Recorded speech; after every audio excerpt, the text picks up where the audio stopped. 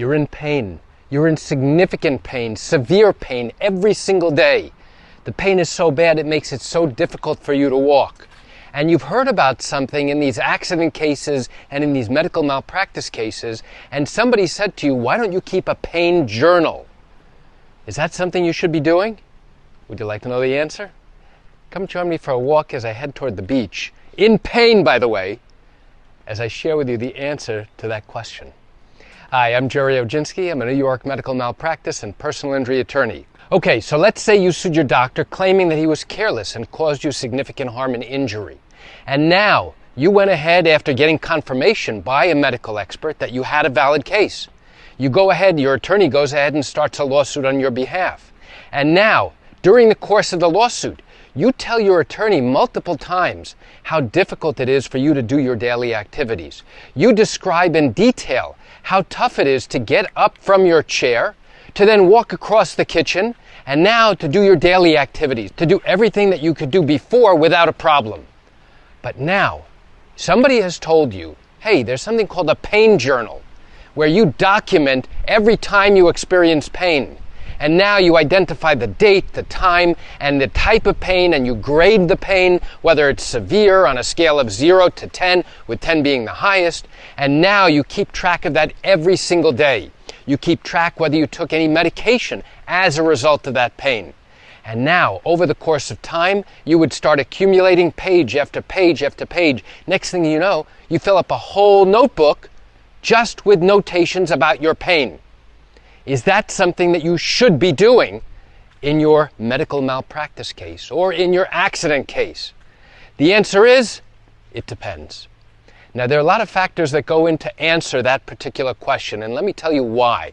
One of the first things you should know is that during the course of a civil lawsuit, the other side, the attorney who represents the people or the various companies that you have sued, will have an opportunity to question you in a pretrial process called the deposition.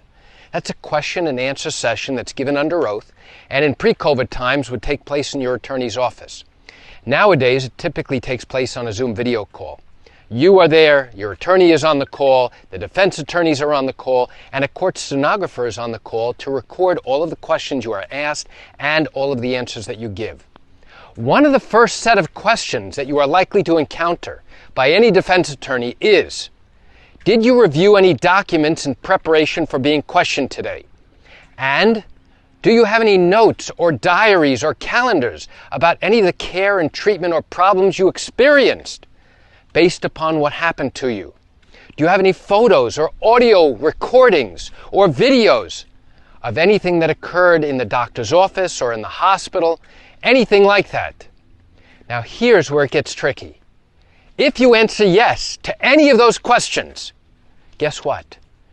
You and your attorney are then obligated to turn over whatever it is that you did have and that you did make, that you did generate, to the defense. Preferably, it would be done before you started your deposition, days or even weeks before. Why? So that the defense attorney would have time to go through it and figure out what questions he needed to ask based upon whatever documents or recordings, video or audio, that you provided to them. In that instance, the defense attorney is going to spend a great deal of time, could be hours, asking you about every single notation, about every single entry, about everything that is contained in your notebook, as well as things that you did not include in that notebook. Now, what do I mean? So let's say, for example, you decided on your own to start keeping what we call a pain journal, meaning that every time you experience severe pain, you make a notation. The date, the time, you're logging everything, you're logging the severity of the pain, and you're logging whether or not you took any medication, and if so, how much, what type, what dosage, things like that. Now, there may be something in that notebook that you left out. Maybe there's something critical that should have been included in that notebook that simply isn't. And now the attorney is going to delve down into a rabbit hole to ask you many, many questions about why you chose not to include certain information. Now, does that have any bearing on what the doctor did or did not do to cause you harm? The answer is no, but it has a bearing on something else. It has a bearing on the extent of your injuries. It has a bearing on your credibility. Because now, if you start to get tripped up about things that you did include in that notebook and things you did not include, now your credibility may be called into question. Now the defense attorney will have an opportunity, despite the fact that you are clearly documenting when you are experiencing significant pain. Now the attorney may bring up issues that you never even considered. And now you begin to wonder, was this really such a good idea? Is this a good idea for me to do? Because everything that you have noted, everything that you have recorded, now has to be turned over to the defense, and they have to have an opportunity to question you about it. And if you have an entire notebook filled with months and months worth of notations, they do have the ability to ask you about every single entry and every single notation. And normally, a deposition in New York involving a medical malpractice case, an accident case, or even a wrongful death case, currently, nowadays, the attorney only has a maximum of 7 hours to question you. But where now you produce one notebook after the next, and audio and video recordings, one after the other, guess what? That may not be sufficient time for the defense attorney to question you. And they may need to come back in another day. And hopefully not another day, but it is possible where they will ask the court for special permission to continue questioning you based upon all this extra material that you have provided to them and have identified for them that you have now created. So going back to the title of this video, is it a good idea for you to create something like a pain journal? And remember what I said at the beginning? I said the answer is, it depends. And because there are many factors that go into answering that question, the best person to answer that question would be your attorney. Don't start doing this on your own without talking to your attorney to see whether or not this is something that could be beneficial for you.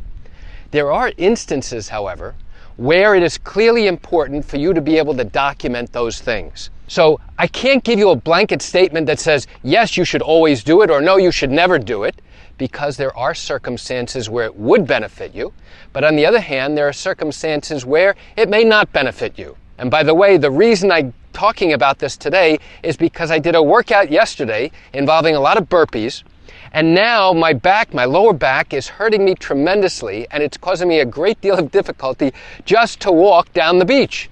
But I still wanted to share this information with you to open your eyes, to help you understand how these types of cases work in the state of New York. You know, I realize you're watching this video because you likely have questions or concerns about your own matter.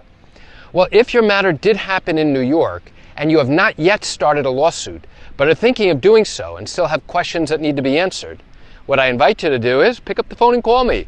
You know, I answer questions like yours every single day, and I'd love to chat with you. You can reach me at 516-487-8207 or by email at Gerry, Gerry, at Oginski-law.com. That's it for today's video. I'm Gerry Oginski. Have a wonderful day.